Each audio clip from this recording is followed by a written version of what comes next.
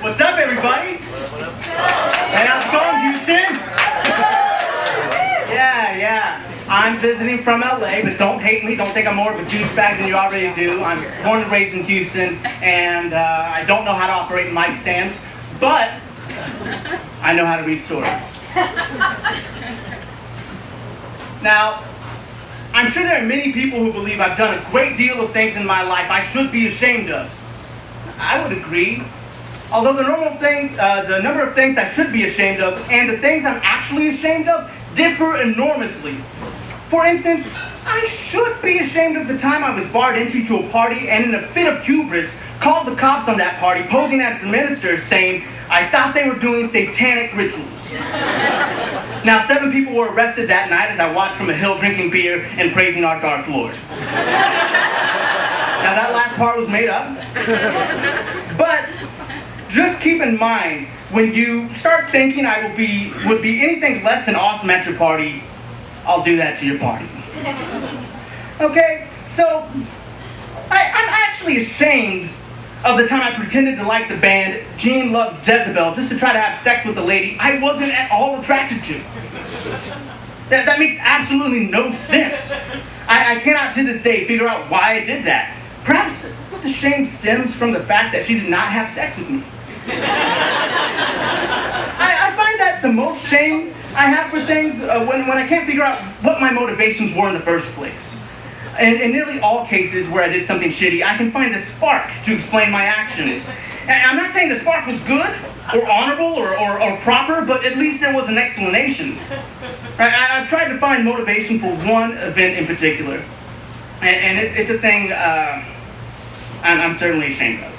And I honestly don't know why I did it. I asked myself if I was just trying to be funny.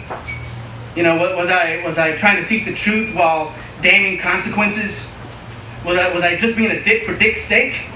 Like, I don't know. And maybe, you know, one of you guys can help me out with that later. I don't know. Like, it was back in the year 2001. And I was working in the mailroom.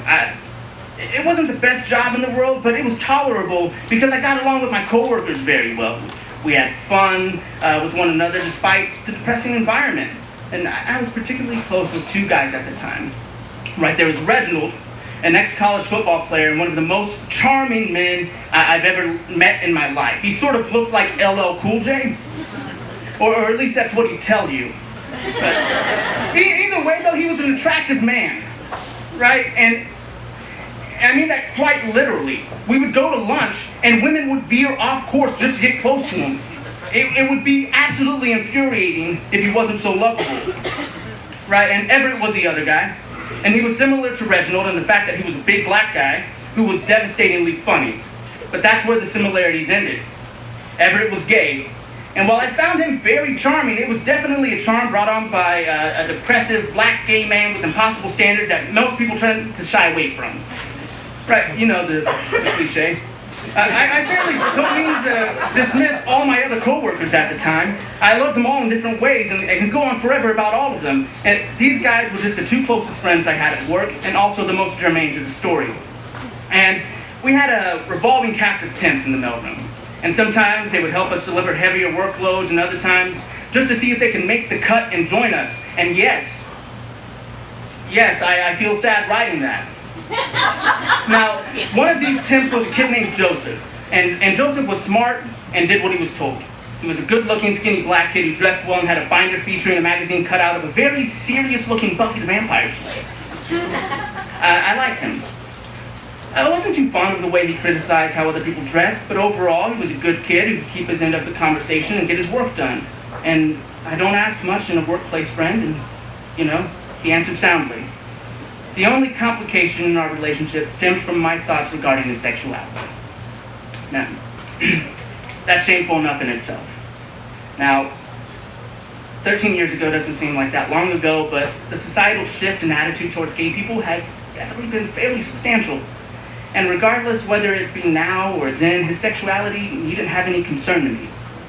Regardless, somehow it was. It was important enough that I discussed it with my friends. And Reginald agreed that he probably was gay, but in any case, he wasn't a real black guy. Now, he didn't say black guy. All right, he said a different word that I'm not going to say. But Everett was positive that he was definitely gay. Now, taking a gay guy's assertion that another man is gay is not always the most accurate assessment. First of all, it falls under the appeal to authority fallacy, and secondly, sometimes a gay guy just wants another gay guy to be gay just because he wants to fuck him. Right now, this is known as confirmation bias. However, in this instance, wish fulfillment was not the case. Even I knew this guy was not Everett's type. I don't know if Everett even knew what his type was, but I know it involved being witty, an ability to quote lengths and views, and most importantly, being straight. So, I took Everett's opinion as fact. Now, I should point out that after a week working with Joseph and before any discussion with friends, I just straight up asked him if he was gay. I don't remember how it was phrased, but it certainly was not in a confrontational way. It was more like in a way of, hey, the way you pronounce your O's, are you from Philly? That kind of way. But the difference is between answering if you're gay or if you're from Philly carries completely different repercussions in 2001. Right, the latter being universal repulsion.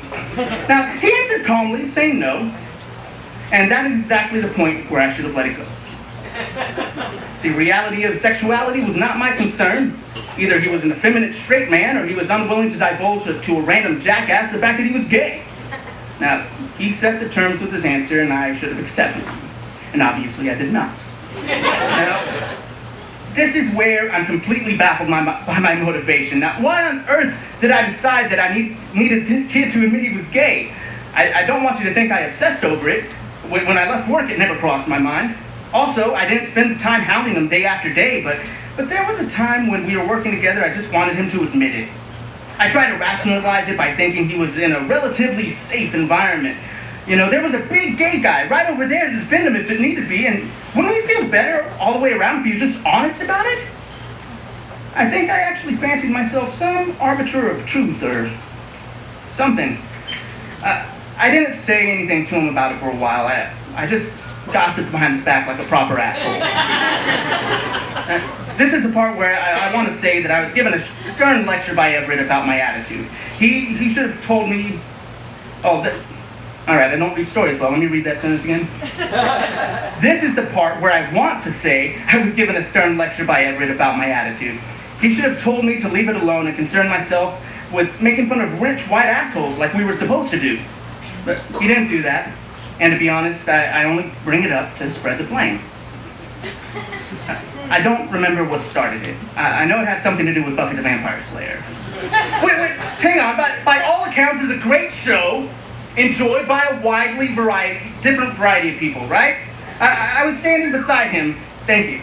I was standing beside him where he was seated and just told him to admit he was gay. He looked at me and said, "Are you serious right now?" He was calm. His voice and actions betrayed no nerves or fear, and I replied, I was serious. And that it was not a big deal in any way, I just wanted him to admit it. He said it was obviously a big deal, or I wouldn't have brought it up in a room full of people, and he was right. I made it a big deal. If I were genuinely concerned about his well-being, I could have easily asked him one-on-one. Here I was in a very public place, asking him a very private thing, and so what? So everyone could see I was right?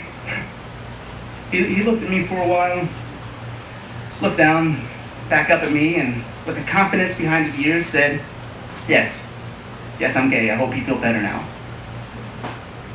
And that was it.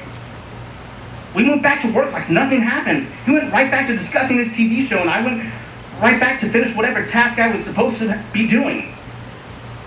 And the day went on like any other day, except that I knew I felt awful. The subject never came up again as far as I can remember. There was no tension between us the following day, none from him anyway. I had my own inside me. He finished his assignment and left. We had a little office party for him. The worst thing is, I didn't even apologize. Not then. not in front of everyone like I most certainly should have. I apologized months later when I ran into him downtown randomly, and he was, of course, very gracious. He told me he wasn't mad at me, not even when it happened. He told me that that was the first time he openly said he was gay, and, it had to happen at some point in his life. So why not then? Why not then? Well, why not then shouldn't happen at the hands of a person being a bully is why not then. So, I thanked him for his forgiveness, and I told him it was a moment that I would remember in shame. And at that point, he said the most perfect thing he could have. He said, good.